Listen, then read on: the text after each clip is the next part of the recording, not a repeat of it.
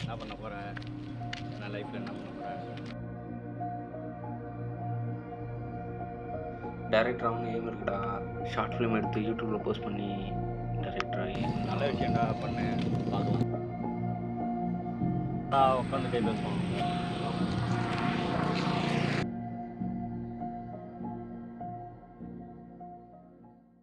அதான் மச்சான் ஏரியாச்சி கதையை சொல்லி கேட்போம். ஓப்பன் பண்ணா